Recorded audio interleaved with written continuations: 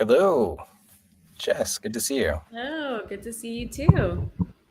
Awesome. Well, thank you for joining the stream today. I'm really excited to talk with you. You've been working on some very cool things across the board, I know. But most recently, I've seen a lot of the work that you've been posting just kind of on the side with working within Midjourney. And for today, I thought we could have a conversation around the intersection of AI, but also the intersection of like creative direction and how like now ideas are more important than ever. So I'd love for you to kind of first introduce yourself and say maybe a bit about what you've been working on. Yeah, well, first off, thank you so much for having me today. Great to be here and great to have a chance to hang out with you. I am Jess Rosenberg. I lead the brand studio at Webflow, and I've been avidly tinkering with AI, mostly Midjourney, and really just like loving the experimentation around ideas, blending genres, prompting all sorts of crazy things to see what comes from it. So it's been a wild journey of exploration so far, and it's been super fun. That's awesome. Yeah, I agree. And it's been cool to see different people doing different things. And we'll get into some of that. How did you like where did what have you been doing? Like how have you come kind of up in your career as a bit of a background and as a snapshot? Yeah, so I've had an interesting, windy career. I guess not so windy, but to me it feels windy. I studied graphic design in college, and maybe even before college, I was always just like very drawn to advertising. I collected Absolute Vodka ads that I would literally like paste on my walls in my bedroom, and then also got milk ads. And so I was just fascinated at an early age with creative storytelling. And once I realized that that could be someone's job, I was like, that needs to be my job. And I worked my butt off to make sure that, I could have that sort of job one day. But I started out my career working in advertising, and I was lucky to land a gig at Crispin Porter and Bogusky, where I was an interactive designer and art director back then. And that's the agency where I really learned the most about the impact that like really daring and different and bold creative storytelling can have when it comes to brands telling their stories out in the world. And I absolutely fell in love with it. And Crispin back then, especially, was known for, being bold. Like they didn't even call their work advertising. I forget the term they actually used. But it was really just like cutting edge, like attention grabbing, like almost like stunts in a way for brands that told stories, captured people's attention, and made consumers part of the story too, which was a whole new world of like thinking and exploration for me. So since then, my brain has always been about how can we tell stories differently, how can we approach marketing differently, and especially once I started working in tech a little over 10 years ago or so, I carried that with me through, roles I had at Twitter, Cloudflare, and now at Webflow. And so I'm still very obsessed with what's that big idea and then how do we execute it beautifully. And then in my explorations with Midjourney recently, I'm just like, this opens that up even more. Like the potential with that is just so huge. And that's why I've really been excited exploring it as a medium. That's amazing. Yeah, you were at Crispin in a really special time. I remember. So I've looked up to Crispin. When Alice was there, and Mhm. the work with Burger King was obviously breakthrough. But they had so many like got milk. I mean, that was theirs. Am I wrong there? Got milk? Oh, I guess that was White and Kennedy. I Um, think it was Wyden. Yeah. yeah, but Crispin, they were Truth. So they had truth. Crispin was truth. Yeah. and but Alex, I think the thing that Crispin, but I always kind of looked to Alex for what he was kind of doing and thinking about, and he had the book, I guess it was Baked In, which I think takes Mhm. that philosophy around like how to look at the product, not like the advertising, not as just the thing that happens at the end, but how that should really be a core part of the product and Yep, the experience of that product. totally. What would you say are like three, like, I was curious about, like your experience and kind of what you took away from there. What would you say were like three things that you had observed and that you've Mhm. kind of taken with you as you've grown in your career? Such a good question. I guess the biggest thing really is approaching every creative challenge or problem in like the most unique way possible. Mm. Like, does this feel differentiated? Is it shocking almost? Like Crispin was known for like shocking people with the advertising work that they did. And will it not feel like advertising? I think that was the biggest thing that they did well when they really made consumers feel part of the story. I think when I was there, when I first started there, they had just launched the Simpsonize Me campaign, which was a interactive campaign when the Simpsons movie just came out, where you could like upload your face to a landing page and then the generator would turn you into a Simpsons character. And back then, that was just like no one had ever done anything like that. And it took off like a wildfire. And that's kind of what I mean by like making the consumer part of the story. It's like you don't even know that you're part of the campaign. You just want to see your face as a Simpsons character. So you're like immersing yourself in that story. And they did that so well. So that really stuck with me. I would say another thing, they were always thinking about what the next big thing would be. Like, and when I was there at the time, it was interactive advertising. It was advertising on social media. It was how do you bring in the web and telling stories. And so when I joined, they had just built out like a full interactive team of developers, designers. We could have really used Webflow back then. I think about that literally all the time. And it was really interesting to see how they were constantly like 5 steps ahead of incorporating the next big technology into their storytelling mechanisms, which was really cool. Um, Let me see the third one. I think the third biggest takeaway for me was like recognizing how important strategy is before thinking of the creative execution. And so at Crispin, they had a whole team of strategists, which they called creative anthropologists. Hmm. And the strategists would do market research. They would, before a campaign ever kicked off, they would define like what is that core tension and what is that core belief that we're trying to flip on its head for our consumers about the brand. And then once they have that all defined, then the creative team would get that brief and they would know exactly how to concept around those tensions and those consumer beliefs. And that set the work up for success each time. And I can imagine like a world, and I've experienced this world in tech many times where, marketers come to creatives and they're like, we want to launch a campaign for XYZ. And we're like, all right, well, what are we trying to say in this campaign? And there's a lot of like back and forth and massaging that we likely need to do with our marketing partners. So that was a big takeaway and also an important one in doing design work too. It's like starting from the strategy and the story and then having that inform a design system or output. Amazing. Yeah, that's right along. Like, again, that work from someone that was in Atlanta, Georgia, looking to Crispin was so influential.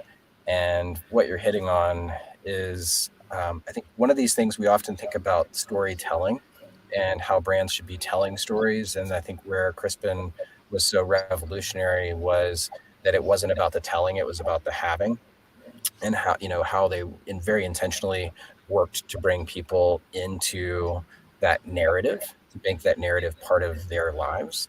Yeah, And then the second part of that you had mentioned was how you can use story not just as an output, but as a framework for even starting to look at the work. exactly. Writers are really good at identifying tension. If you don't have tension, like what do you have? And Yeah, often a marketer can go and have like a really good insight or some statistics or whatever, But if there's not like what's the lever, maybe the thing that's uncomfortable that we Yep, can address exactly. and pull people through, then Yes. otherwise, like you're just blasting out a message, but you're not kind of pulling Right. someone in. Yeah, it's the discomfort angle, and it's also like how do you get people to believe something different? So it's like old world, new world, and like changing beliefs and mindsets and convincing people that, there's a new way to do things with the story you're trying to tell. Yeah. Real quick shout out. So I see Josh, Grace, Riley. Awesome to see you all in the chat. And I'm curious with what you've learned at Crispin. How have you been applying that at Webflow? Because obviously Crispin is a 100-person, multi-100-person agency. You have a smaller team now. What are the practical things that you've taken from that, and how do you kind of work that into your team today? Yeah, I think in a few different ways. One of them, which I was just mentioning, is working really closely with our marketing partners to define the story and the brief, especially before we kick off any creative project. And that sort of collaboration has been like truly incredible. Getting that sign off from the right people on the brief and getting all of the information my team needs to be successful in the creative expression and the creative outcome up front really sets the creative team up for success in the work that we're developing. So that is one big takeaway that we've implemented that we're seeing a lot of success with. Another one is like, we work on a lot of different projects on the brand studio team, mostly in support of many marketing initiatives across the board. And for us, it's about identifying creative opportunities within the projects that come to us from our stakeholders. And that can range from, like a customer appreciation tweet or a creative way to launch a series of quality of life updates. So we really try and like take every opportunity that we work on to put a creative spin on it in a way that feels like natural and not overkill, of course. But we look at every opportunity through the lens of like, how can we do this differently? How can this specific thing feel different and unique to Webflow? And depending on the piece of creative is, how do we express our brand voice and our strategy through this thing that we're working on? How do you work as an anthropologist? I knew people that took anthropology classes. Like, I don't really know much about anthropology. Like, how do you work as an anthropologist, but within the design realm? Yeah, that's such a good question. So to me, it's so many different ways. A lot of it comes down to like connecting with customers, which I try and do regularly, and like learning about how, customers like Riley and Grace and Josh are using Webflow in their everyday lives and what's working well, what's not, hearing about their stories. And because I'm such a story person and like live in brand world, versus product world, like the stories of empowerment and success and even like the bumps in the road are really interesting to me because then I can bring those back to the team and we can work those into maybe not even directly, but I think they inspire and they really help boost morale, if anything, on the team for the things that we work on. And of course, when it comes time to telling those stories, we just understand them so much more because we have those connections with our customers. So that's one way. I think another way is just having a finger on the pulse of things that are going on in the industry, from like competitors to just the internet in general, like what is evolving on the internet. And that is almost a full-time job because it's, especially with AI, it's evolving so fast. But because I'm so just like almost obsessed with it, and I have been from such a young age, like technology and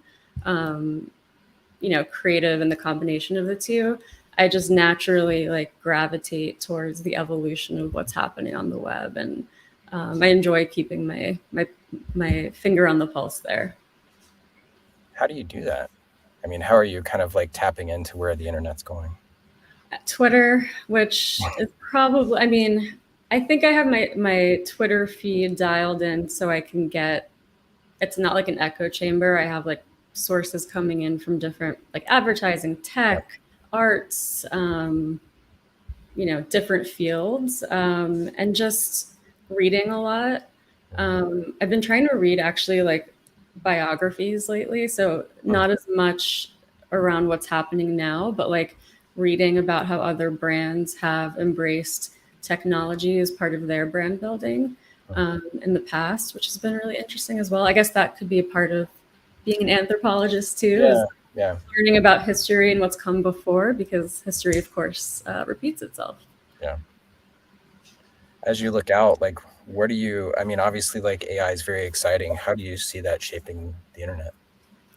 Oh my gosh, so many ways, like endless ways. Honestly, like I've heard a few other people say this before, but like I personally haven't felt this excited about technology since probably like the iPhone and the App Store came out back in 2007. And I remember having that same feeling of my brain just exploding with possibility at that time. And I feel very similarly now. I think for creatives, I'm seeing a lot of AI boosting the creative process, both with writing and creative exploration.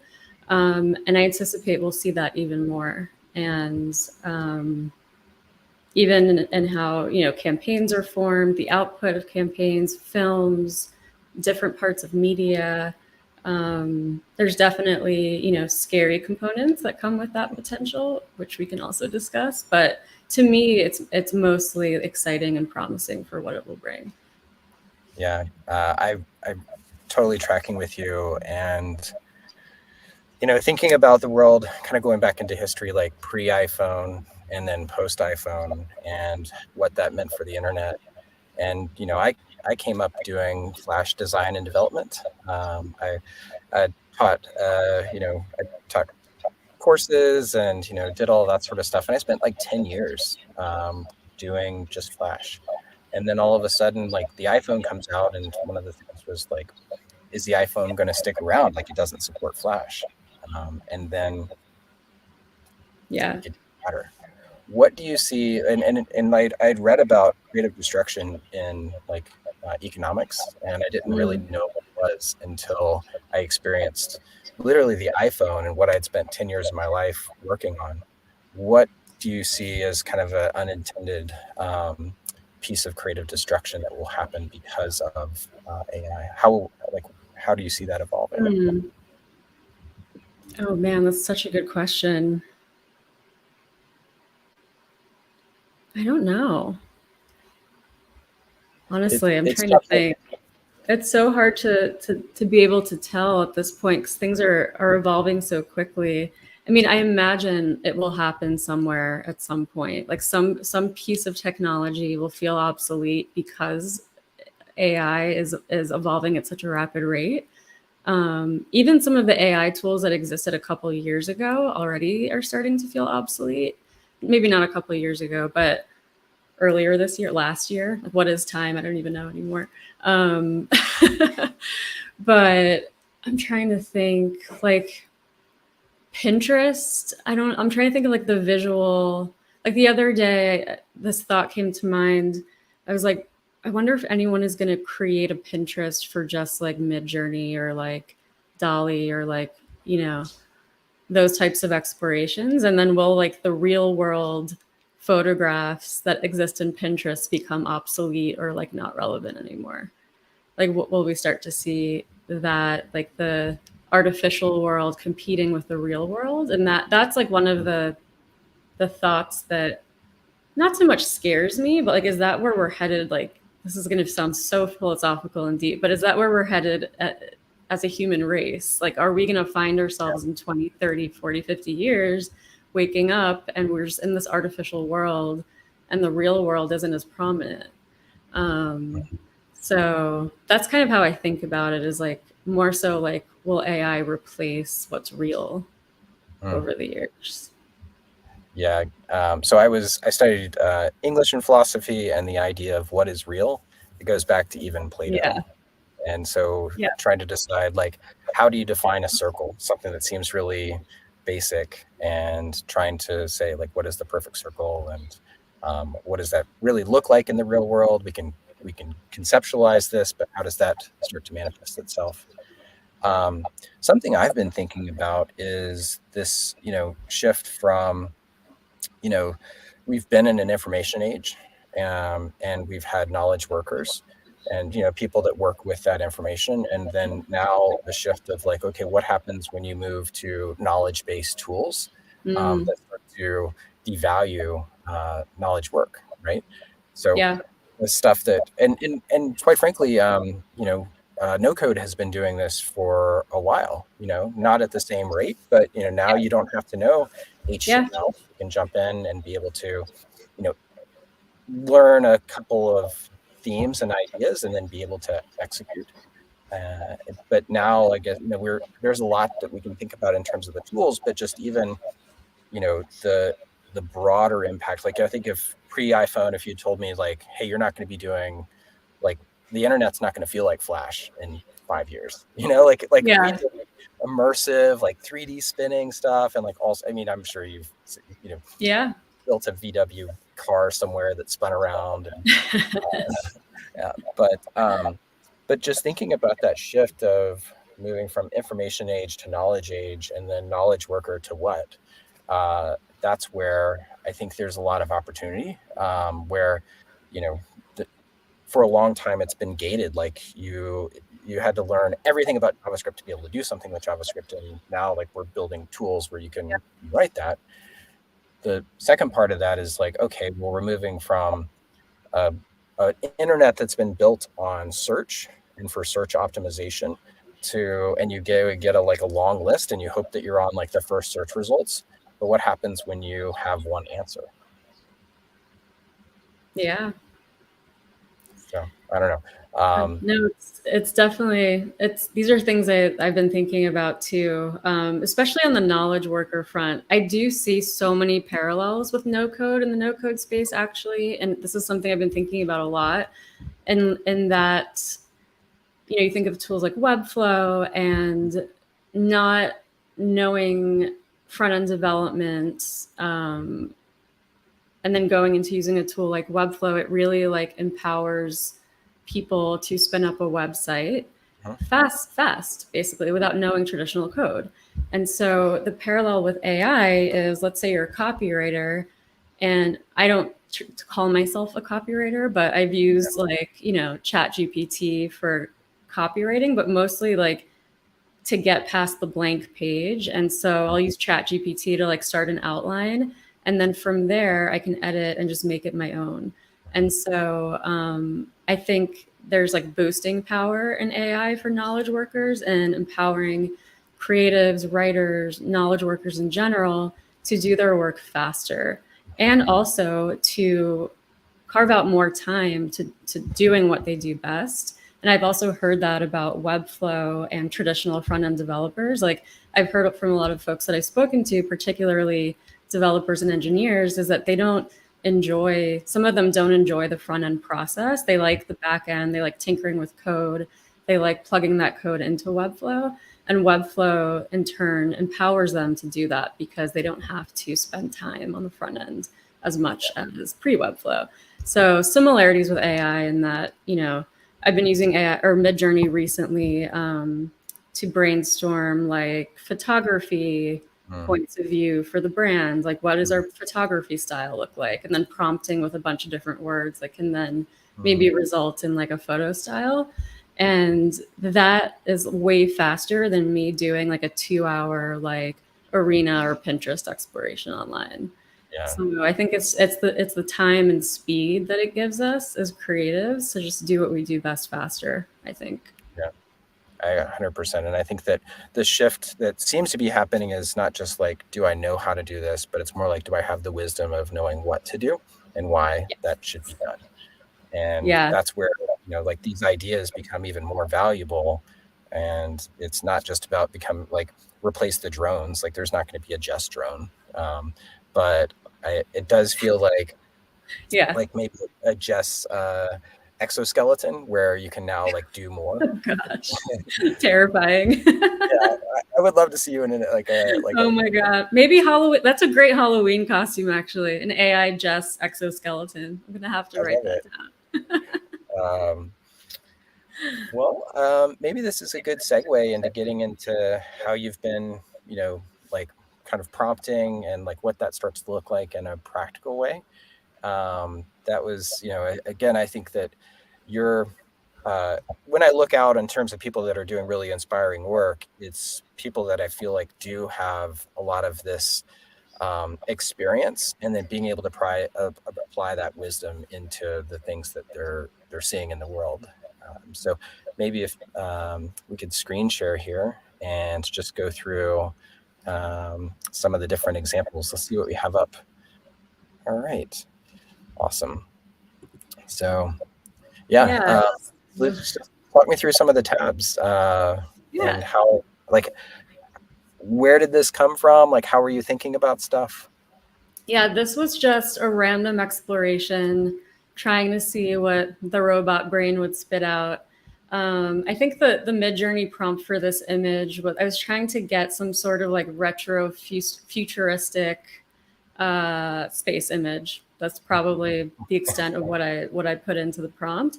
And then I went into ChatGPT and prompted it to create a short story, gave it like the max character count about AI taking over humanity. It's like something along those lines. And so I paired this image with the blurb from ChatGPT. So I did a little dual like ChatGPT Midjourney juxtaposition storytelling here. It's actually like it feels meta to have ChatGPT write about AI. It's like essentially writing about itself. Yeah. And so this what it came up with here felt a little scary, if I'm being honest. it produced that, and I was like, okay, I'm a little like I got chills. So yeah, that was one interesting moment. Yeah, and I think getting into the, working with these tools in different ways, and just looking at like, because ChatGPT is so powerful in its own way around like, and then understanding like kind of the core prompts of that. That's the thing that I've been looking at. Like, Yeah. I'll go in, like, something that I've been doing recently is and maybe even I'll do on this is take an interview and then throw that into Descript and then get a transcript and then take that transcript and then move that into ChatGPT. First, though, I'll say like, hey, here's a writing sample of mine, and then act as if you're a writer at Edgar Allan. And I'll put the, our URL because it's crawled it already, and say, write an article based upon this transcript, and then work through that. I've found that it's better to first say, abstract this transcript into a bulleted list, and then learn my own, and then write the article. But then after that, then I'll go back in and edit it, and then give it to one of our writers to like make sure that I didn't mess anything up too bad. Yeah, that's awesome. I love that. That workflow sounds cool. I mean, it's a testament to there's so many creative ways to tap into the tech. Yeah, and I think that's where, it's starting to just like that. It's that sort of sense of play, which I like definitely see within the work here. Yeah, and it goes back to the training of the exoskeleton, if you want to call it that, but training the AI robots to understand your voice, your style, and then producing results that are similar, which is really interesting too. Yeah. Josh, I as well would invest in Jess exoskeleton technology.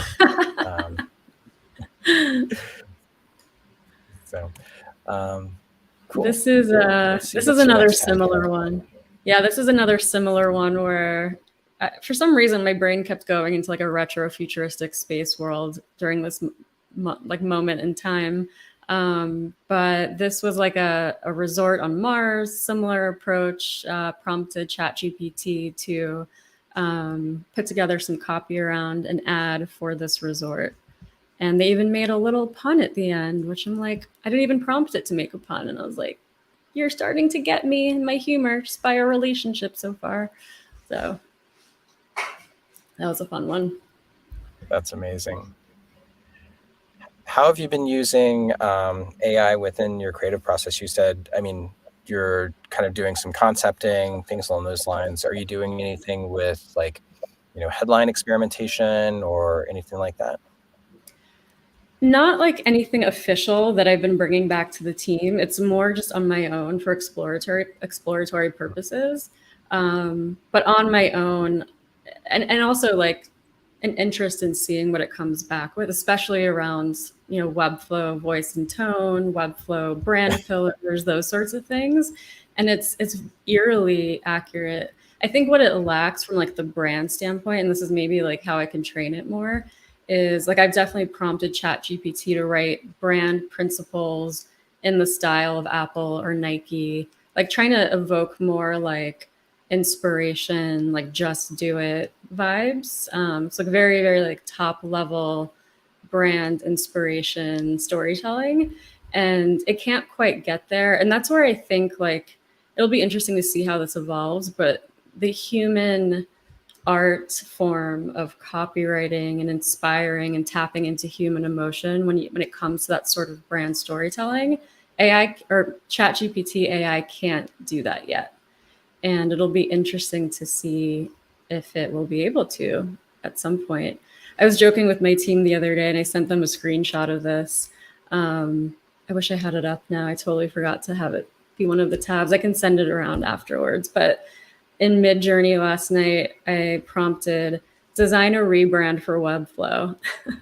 And it like came back with just like these generic images of like web pages, like skeuomorphic web pages floating in space. And I was like, all right, we're not there yet, thankfully, but will we ever be?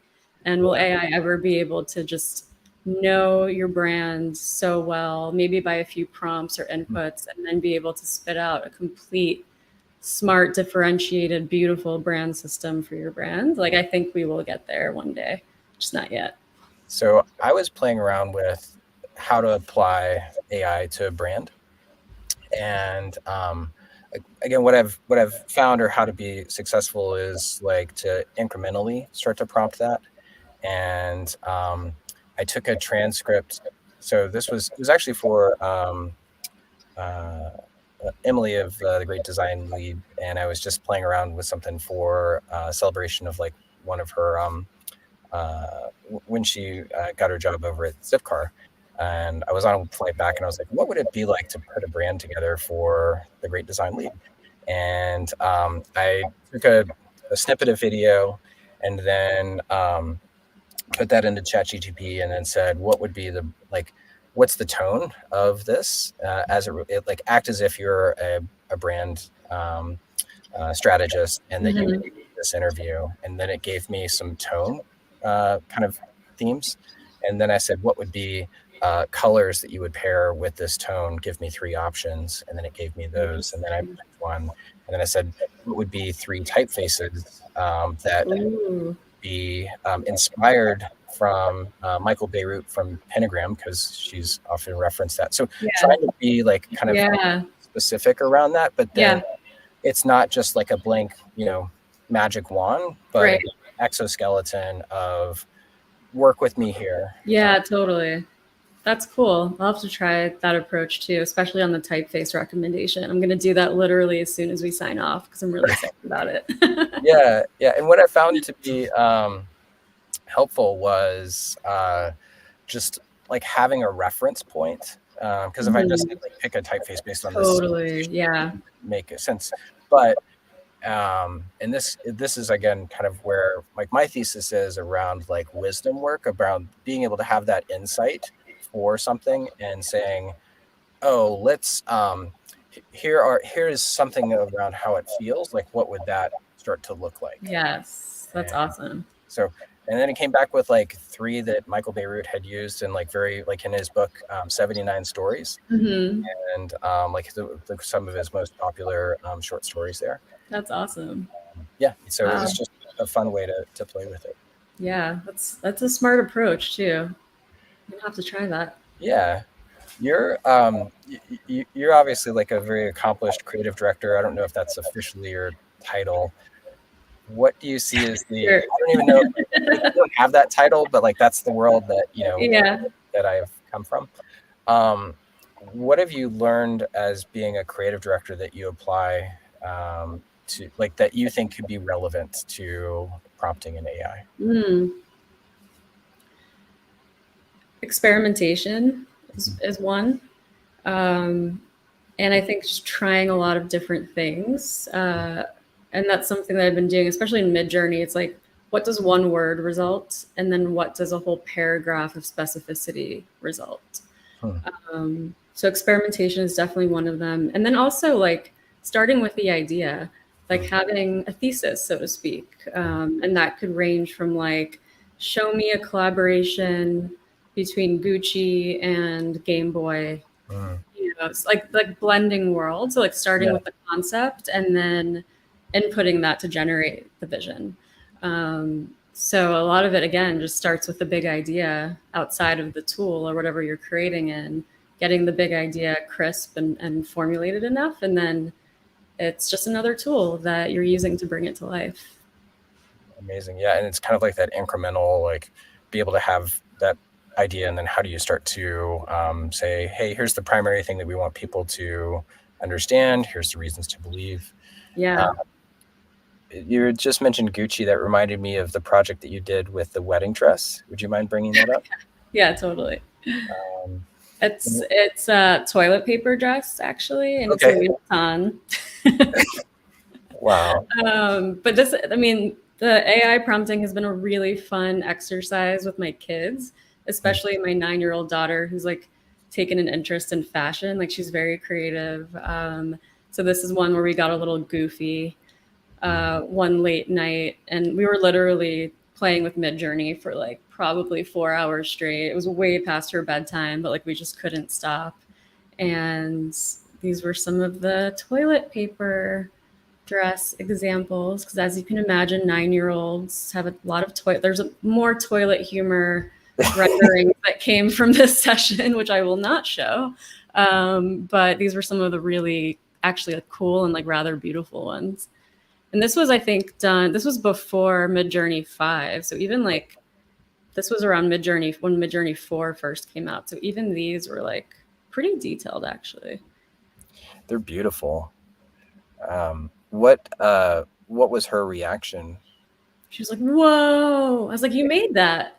And she's like, no, I didn't. I'm like, you did, but you told me what to write into the tool and we wrote it and that's what it created. And she just like couldn't comprehend that she made it.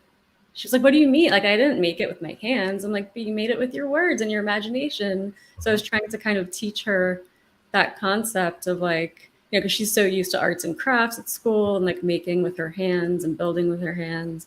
And for her to grasp this new approach of creation was very novel to her and exciting. So it was cool to experience that.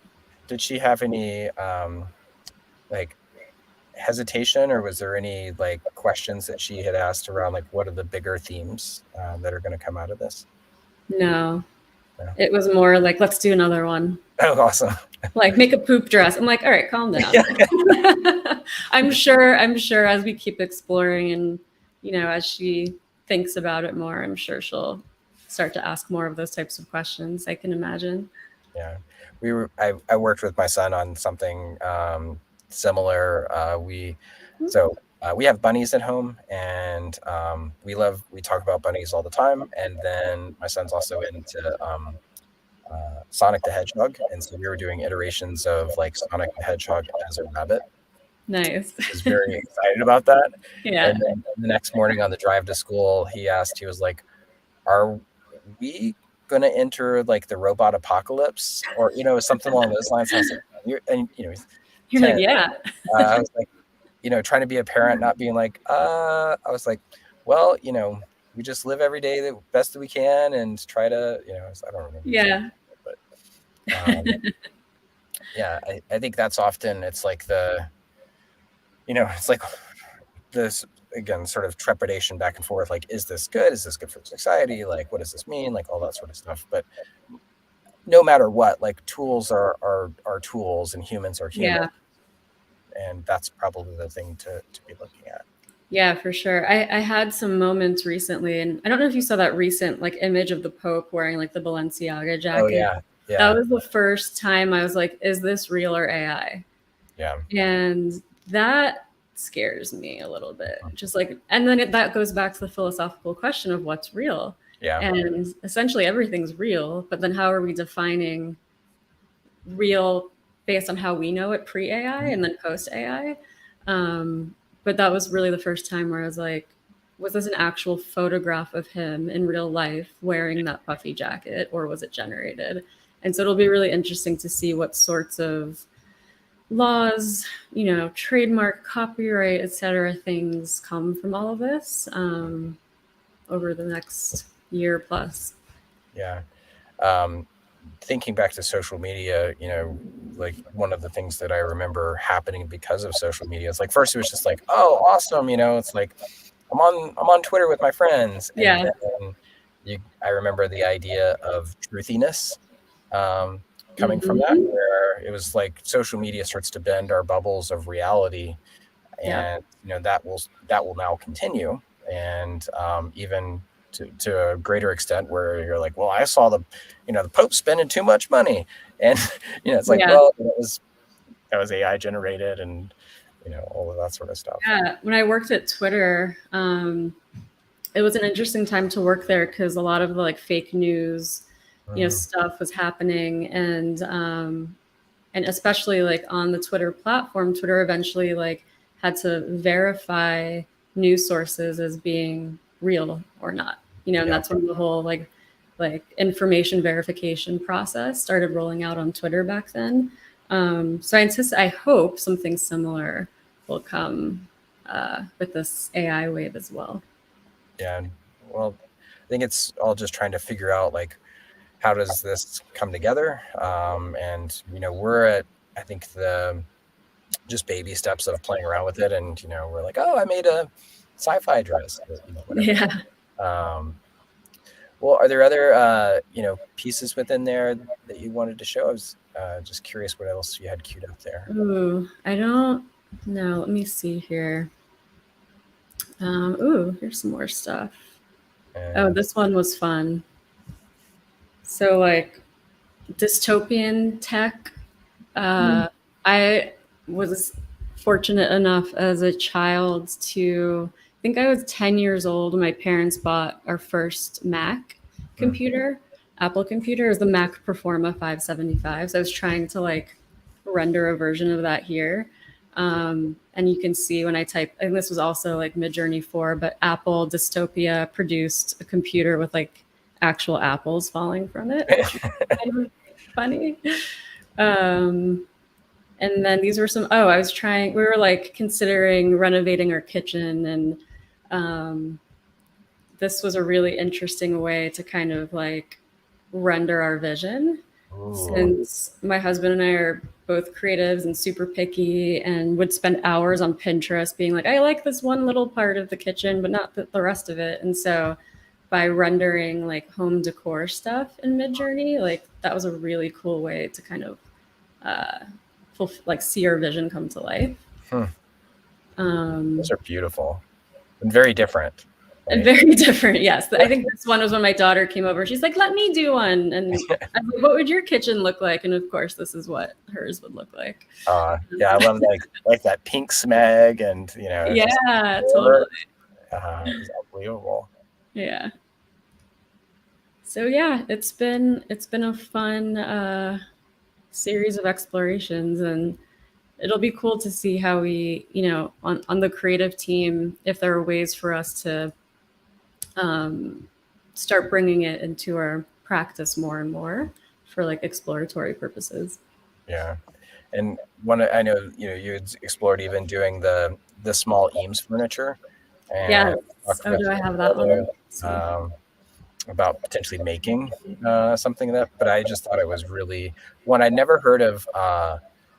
So our kids are, I think, like we were in, I can't remember. We had a different phase of the toys, and what was it called? It was Eames furniture at Polly Pocket. Polly Pocket, yeah. I was like, oh, what?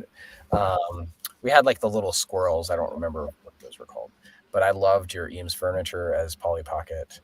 Yeah, I'll pull that one up too. This one was so fun, and like I was like so surprised at how cool the output was. Like I was just like playing around, and I was like, let's combine these two worlds and see what happens. And I was like, oh, whoa, that is cool. And I actually want that furniture in my house.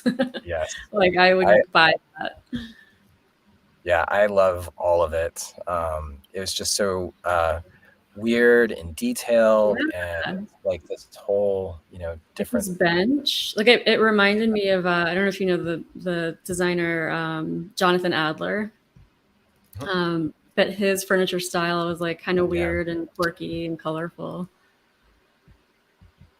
So yeah, that was a fun one. That one got a lot of attention. People liked that one. Yeah. Someone tried it with Herman Miller. It's really cool. Oh, that's awesome. Yeah. And it's wild as well. I think there's a question around like, is this bad for 3D artists? And I'm curious, like, what's your kind of opinion around like what's the impact for illustrators, or like how to work with artists? Yeah, I mean, I think for 3D artists, I would hope it opens up more possibility for them and like how they can create and how they can expand their ideation. I can imagine it being a conflict for illustrators, especially. Oh, you mean like 3D illustrators versus like physical 3D? Yeah, or I mean, just like in illustrators, or I mean, photographers, like writers, like that's I think there's a lot of question on. It's just like, what's this going to mean for like that group within the creative set, and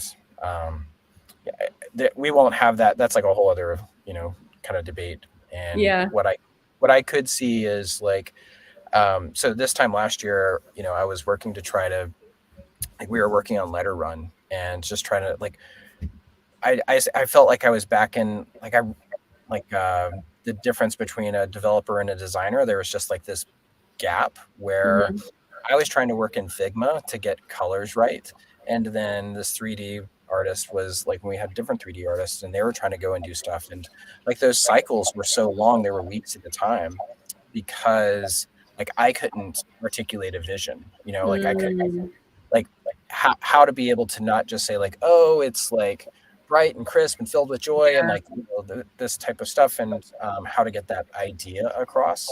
Whereas like now I think that if we were to approach this, like I would go into Midjourney, I would go in and start to prototype a lot of this stuff and have maybe a couple different renderings where it's not just me like saying like, hey, like here, mimic X artist, or like try to do this, like where it's more of that mashup like you have with your photos.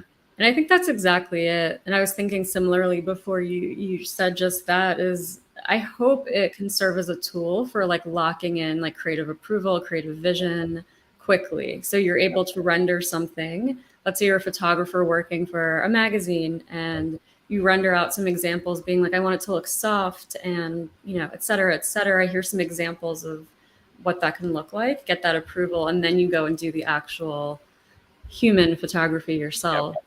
So I hope it can work. It can benefit artists in that way versus replacing them. Yeah. And even like, I think being careful of using AI imagery within, professional work. Yes. Anything from Midjourney, like, is not like, there's no copyright in that. And there could be questions around like where that imagery was sourced. Totally. Whereas Adobe, like Adobe drives me crazy in a lot of ways, but like, hey, I've got to admit it, like they're doing some good stuff within the last year. They at least have their AI product, which has been trained on licensed work, so that those artists are, being compensated. And I think that's probably going to be the more of the model. Yeah. And I think the biggest shift is going to be probably the shift away from this idea of maybe stock sites. You'll be able to just create stock material, but again, someone's got to be able to have like all of those different styles and be able to think about like, from an imagination standpoint, like what is like, how do you start to load that in and train it? Yeah, I can just imagine all of these stock site execs either panicking or like sprinting to launch some sort of revolutionary AI output from their platforms. A little Yeah. bit of both, probably. I think of both. I would say that I don't know if you're an executive in tech and you're not like panicking, then you're probably not paying attention. I'm Totally. like, even as a, I'm not an exec, but like as a small business owner, thinking about like, all right, what are we going to be doing? What are the impacts, the broader impacts on the business that we haven't kind of considered? How can I make sure that I'm not building flash sites in 3 years? Like where Yeah. we'll be building for where the web is going as opposed to where the web has been. Yeah, for sure. It's great you're thinking about that. Well, trying to, and Yeah. there's stuff that, so we've been building out different products. We've been building products now for the past 3 years, and thinking about this kind of intersection of product and service. So I think there's a lot of opportunity there, and that I think being able to take those cycles with customers, just like Yeah. Webflow is able to do. I think if there's something that I've always admired about Webflow is like how close the company has been to customers. And I imagine your anthropology background, or anthropomorphic kind of thinking, Exoskeleton. yeah, has lined up there. Yeah, for sure. I mean, it's a combination of all the things I mentioned. Keeping your finger on the pulse, talking to customers, reading. It's also important in order to make progress, I think. It sounds like you and your team are doing all those things, which is great. Well, I'm trying. One question, totally out of the blue, and then we'll start to kind of wrap things up. Yeah. I saw that you had your camera out. What were you Yeah. able to go and do any photography? And what did you see? Yeah, I had my old school 35 millimeter camera out. We took the kids to a poppy festival in Georgetown in Texas over the weekend. So I haven't gotten the film developed yet, but it was mostly photos of our kids in like really great daylight. And I filmed on Kodak Portra, which has this like really nice like vintage look to the photos. So I hope they came out. So usually when I film with that camera, it's like I go through like long spurts of not using it, and then I have to familiarize myself again. And half the photos come out beautifully, or less than half come out beautifully, and the others are like exposed or just overblown, or the lighting's not right. So hopefully some come out nicely, and if so, I'll share them. Yeah, that's awesome. And it's interesting thinking about like, there's sort of that mystery of like, there's action and then like something that comes out and you're developing and Yeah. thinking about prompting and like there's something that comes out and Totally. Yeah, I was thinking about that parallel the other night. Something that I've been doing just as like, this is going to sound so cheesy, as a treat to myself Hmm. is like every night I'll like prompt something in Midjourney and then I won't look at it until like the next morning to like see what it, what Yeah. it comes up with, just like a little surprise. And it feels a little bit like getting film developed. Like you don't know what you're going to get. You have to wait for it. There's that anticipation. And you don't feel that as much anymore with like tech and how instant everything is. And that's what I love so much about film photography is that you both have to like choose your shot wisely because you only have a finite amount of shots. And then two, it's like you can't see instant, like an instant, relay of your composition. So you kind of have to just keep going and try different things and see what works and what doesn't. So yeah. That's awesome. I love the idea of like prompting it and then like going to bed and then waking up in the morning to see like how it came out. It's pretty nerdy, but it's the small things for me. Yeah, well, I think that's just fantastic, and it's something that I hadn't thought of, but I think I'm going to try that to see like, what that. Again, I think it's trying to take a moment, right? So it's just trying to take a step back. Yeah, And exactly. be very intentional. Yeah. I'm curious, is there any other treats that you kind of creative like exercises that you do? Lately, it's been a lot of like trying to not detach altogether from technology, but at least carving out like a certain amount of time where I'm not using any tech. So I'm like with my kids 1,000%, with my partner 1,000%, and just being present with them. And then when I'm not doing that, then I'm just like all in on all the things. So just trying to keep that balance, or it's usually imbalanced one way or the other, but Yeah. it is what it is. I think that's probably the biggest challenge just with all of this is like having, so much. Like growing up, I had 10 CDs and I loved those Yeah. 10 CDs so intensely, and I could probably name off 8 of them right now. And then I have Spotify, and I listen to Spotify all the time, and I probably couldn't tell you like the last 10 artists that I listened to on there. Oh yeah, same. Like, so Yeah. many. But I think that's great around just, I think what you're talking about, like trying to be present, but then also of um, the waiting and having Mhm. that moment. Yeah, and there's some moments like the Midjourneying with my daughter where I can combine those worlds too, which is super fun for both me and her. So it's cool Yeah. to be able to do that too. Yeah. I've been working with my daughter. She's like very interested in building video games and has been building stuff in Roadblocks. And Nice. she's actually learning JavaScript right now because she wants to build, like for her to get to the next level of building stuff. Wow, that's Uh, really cool. Remind me how old she is again? she's 12. That's amazing. Yeah. And yeah, she's like, she like a lot of this stuff right now. It's almost like this dolls type of world where it's things are happening or whatever. Yeah, But I'll create some recordings and send them over to you. that's awesome. Yeah, I'd love to see them. So cool. Yeah, my daughters love Roblox too. A little too much. Yeah. We have to be like, okay, you've got 30 minutes, and then that's it. Yeah, exactly. Well, real quick, I don't know if there's any questions from.